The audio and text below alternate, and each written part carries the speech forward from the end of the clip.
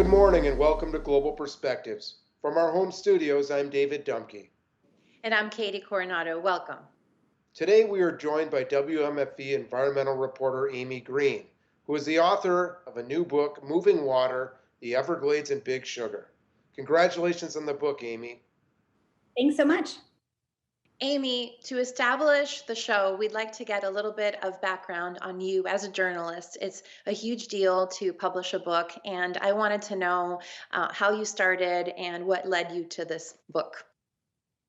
Yeah, so back in 2008, I was reporting on big news at the time in the Everglades. The governor at the time, Charlie Crist, a Republican, had announced a deal where the state would buy out U.S. Sugar Corp, and U.S. Sugar is the nation's oldest and largest sugar producer and part of this very large agricultural community south of Lake Okeechobee called the Everglades Agricultural Area.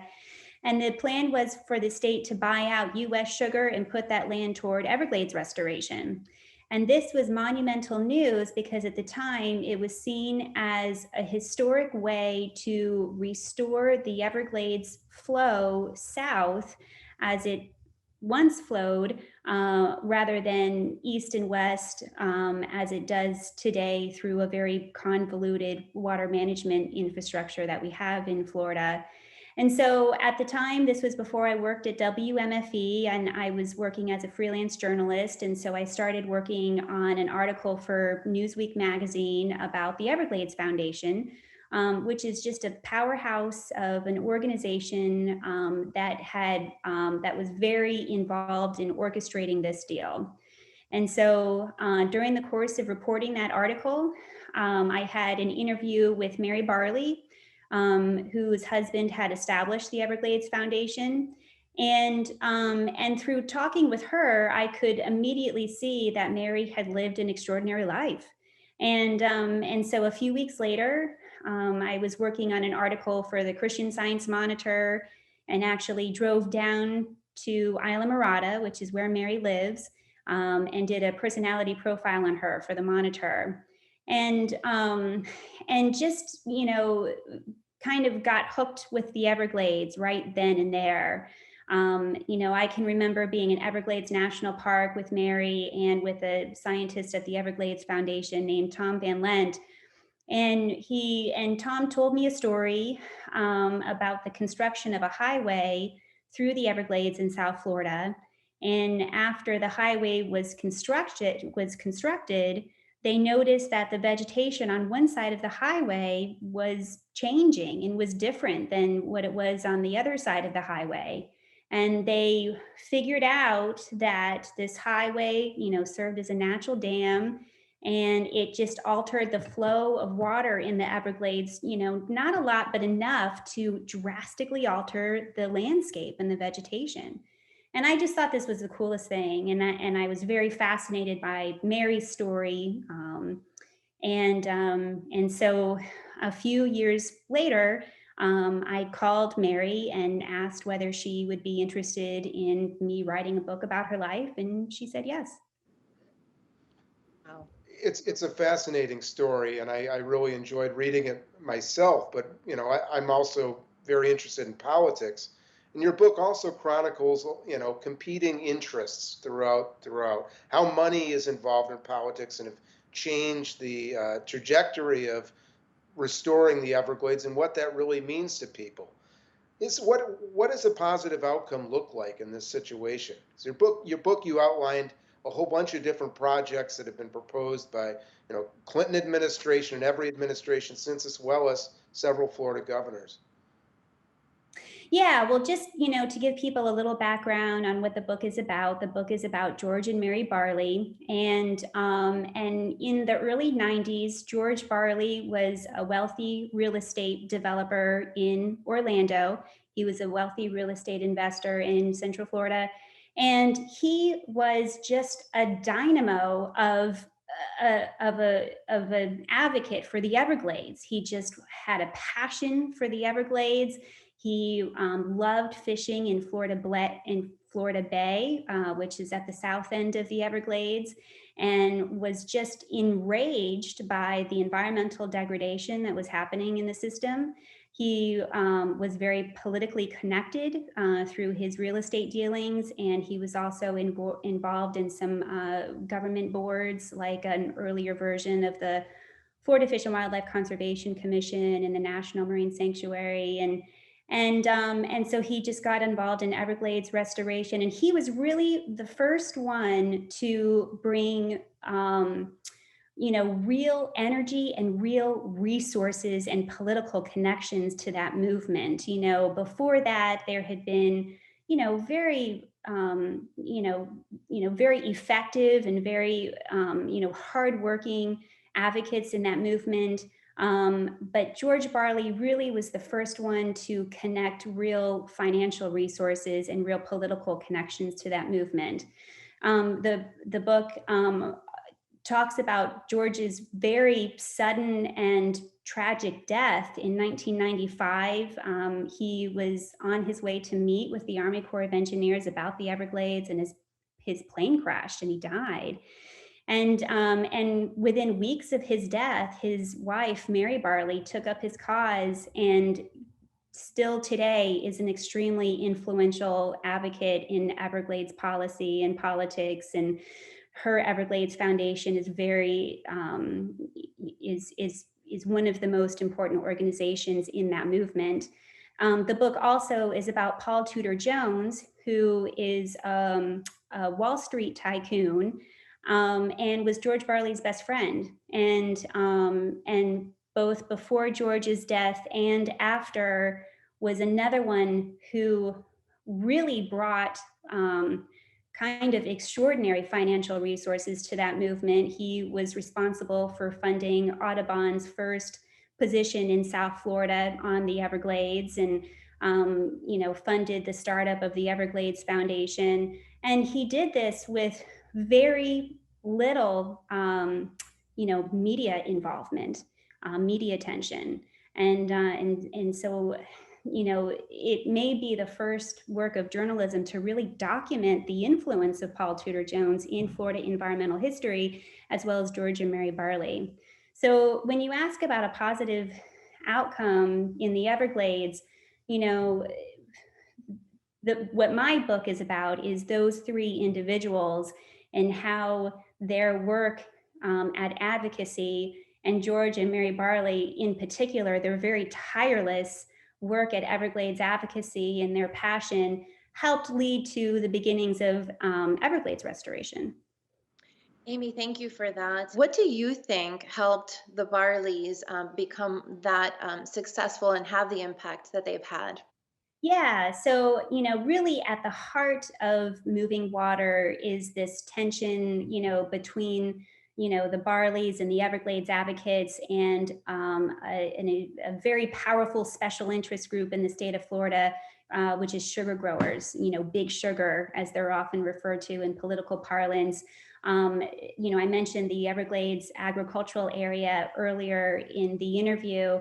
And the primary crop there is sugar, and that agricultural community is located right in the heart of what used to be the Everglades.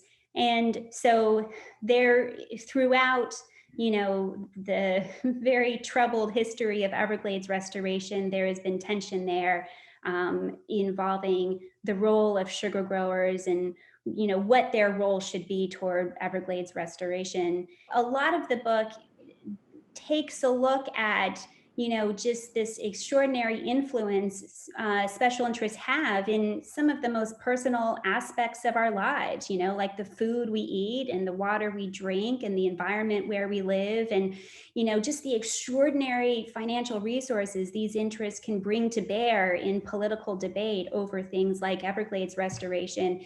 And it documents how the Barleys and how Paul Tudor Jones and other Everglades advocates like Charles Lee with Audubon, their political strategies in dealing with these, the financial resources of an interest like Big Sugar, that environmental groups could not compete with head to head. And so they would, do other things, like, campaign with the media, obviously. And the book talks about, some other political strategies on the part of the environmental groups. But again, what made George Barley and Mary Barley and Paul Tudor Jones, what made them effective in what they did was because they were able to bring these financial resources to the table. They were able to manage the campaign in a more business oriented way than maybe environmental groups were able to in the past, and they were able to be effective that way. One element you brought up in the book, of course, was the Barleys pushed for the notion that polluters should pay for cleanup of environmental restoration. Um, it didn't seem that was as successful as they thought. While they still had many successes, that wasn't really one of the areas that seemed to be a big victory, at least thus far. Yeah, so that really goes to the heart of what motivated George Barley. He was a real estate investor in Central Florida, and so as part of his doing business, he would be required to engage in mitigation projects, to offset the environmental impacts of his projects. And so, as he became aware of the environmental problems in Florida Bay, which he loved so much, and how those problems extended, up throughout the peninsula, he became focused on sugar growers for a couple of reasons. At the time, sugar growers were the subject of, well, they weren't the subject of federal litigation, but they were part of federal litigation against the state over water quality in the Everglades, and the nature of the complaint was over sugar growers' pollution of the water in the Everglades. And at the time, there also, was this very, popular narrative that vilified sugar for, expanding waistlines and diabetes. They were kind of a popular villain at the time anyway. And in Florida, sugar growers enjoy this, kind of unique situation, where they are where they are in the historic Everglades because of water management infrastructure that was created in part for them. Their water is managed for them by the South Florida Water Management District, and so that affects how their crops are irrigated, and it's managed in a way so that during times when the Everglades historically would have been drier, the sugar growers needed wetter conditions, and vice versa. So the water management was managed in this kind of upside down way that benefited the sugar growers and was harmful to the Everglades. And by the early to mid 90s, this litigation had reached a point where the state was getting involved in cleaning up the water quality and taxpayers were being called on to clean this up, and George Barley just didn't feel like, as he said it, he just didn't feel like sugar growers were paying their fair share.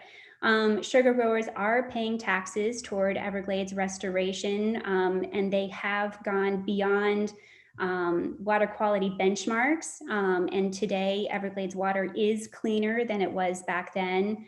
But at the time, George Barley just, didn't feel like it was fair, and it just made him really mad. And he was just enraged by what he thought, he was enraged by what he saw as government corruption. He felt like this special interest was rigging the system, basically. And he Actually, thought that it was a subsidized price, as you Yep. discussed in the book. Yep, there is an agricultural program that props up the price of sugar. That is another reason sugar growers are able to farm in the Everglades. And so George Barley initiated a ballot initiative that was aimed at taxing sugar growers to raise money for Everglades restoration.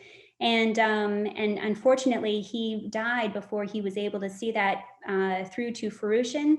But in '96, this was the most expensive political campaign in Florida history. It was led by Mary Barley, and sugar growers just fought this thing tooth and nail because their lives were really on the line in some ways, and they knew it.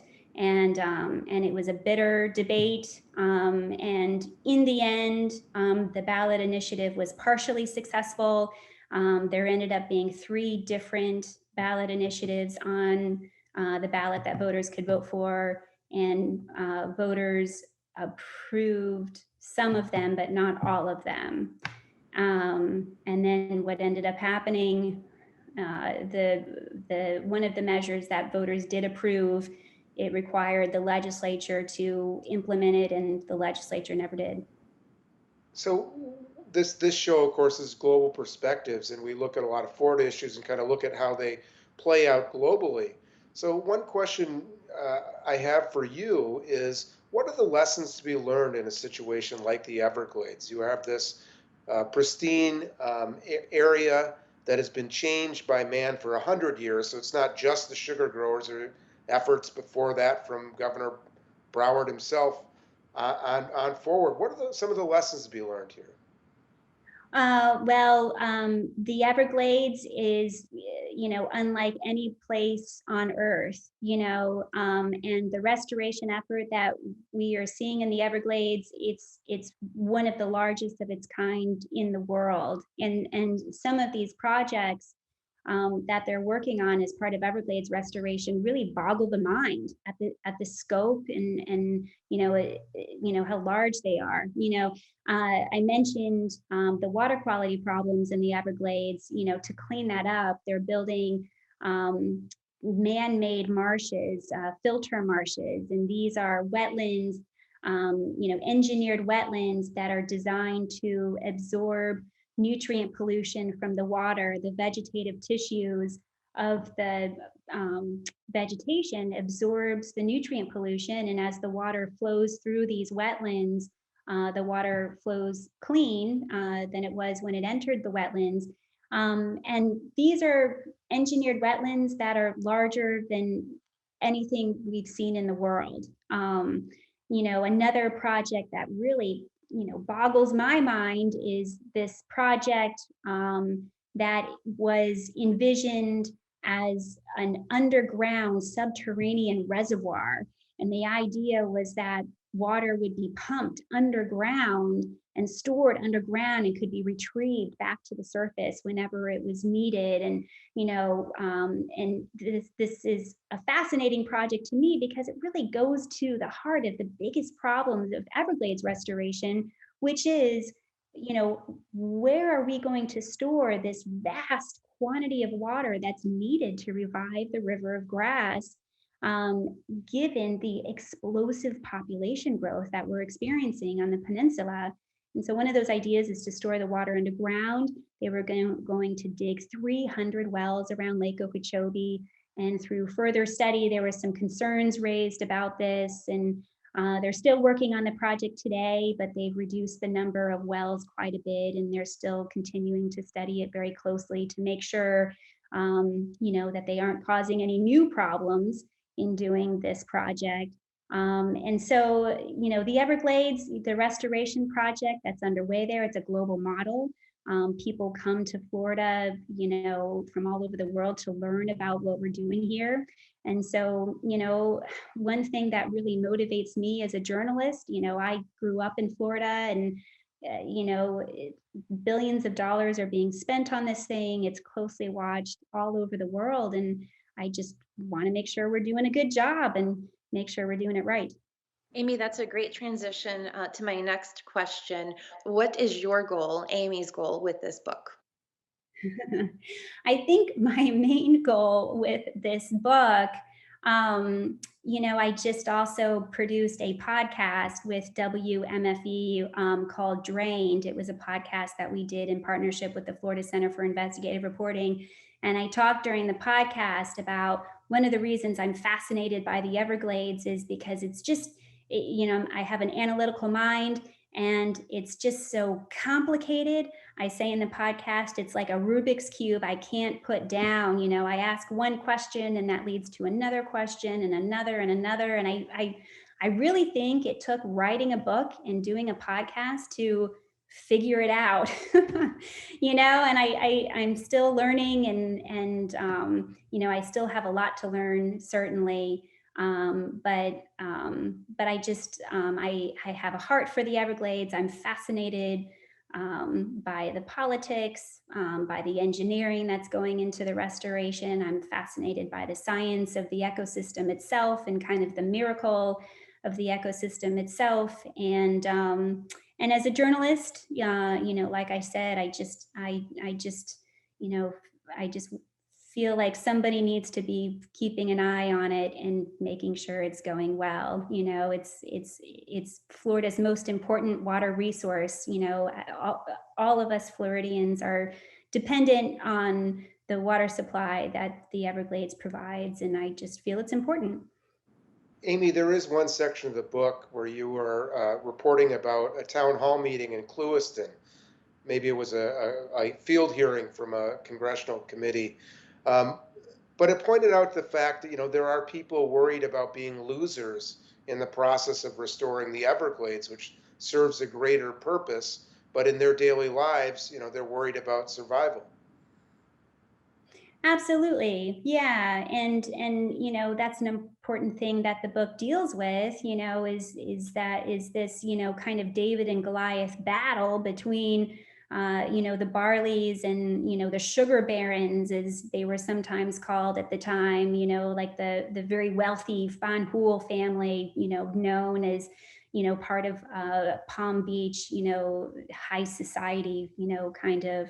But an important point that the book makes, is, kind of caught in the middle here, where, the farmers who lived in the Everglades agricultural area and who were farming and raising the sugar that, we all depend upon as part of our diet and economy, and how they were kind of stuck in the middle of these, of these, big picture policies. At one point, we mentioned, Governor Chris planned to buy out U.S. Sugar.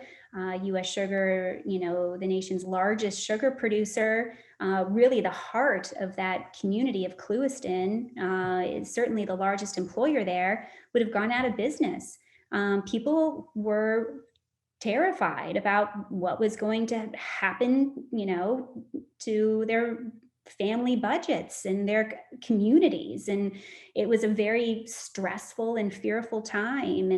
And then, just a few years ago, there was another bitter debate in 2018 over toxic algae and an idea to build a reservoir south of Lake Okeechobee. And sugar growers again strongly opposed that reservoir and raised fears about economic troubles in that region if more sugar land was lost to Everglades restoration.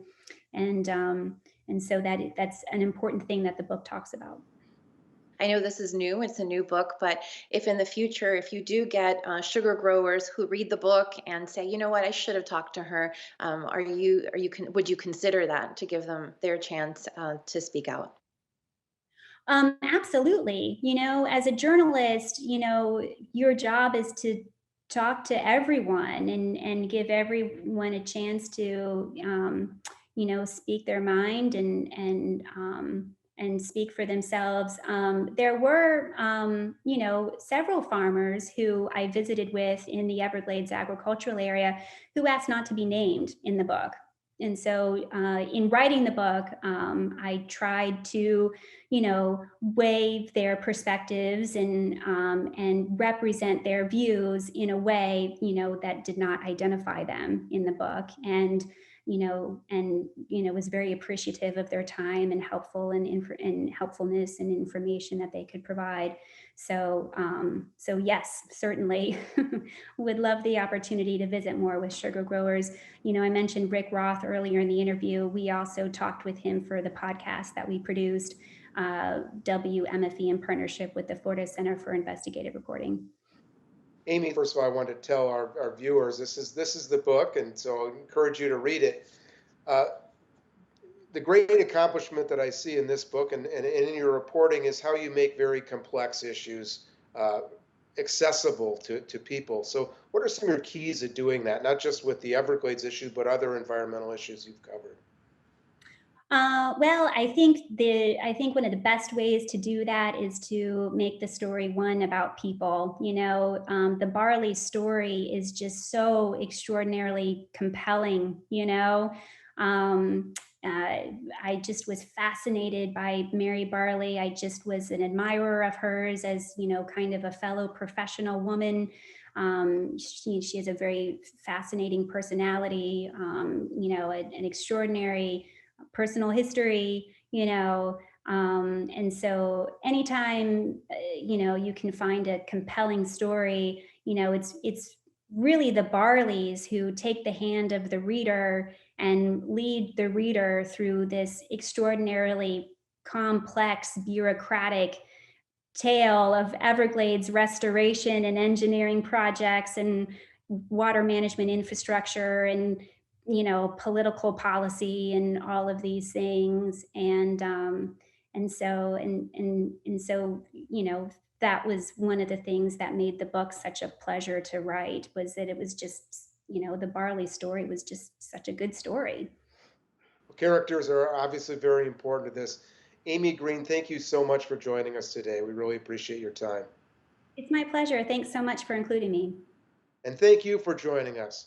We'll see you again next week on another episode of Global Perspectives.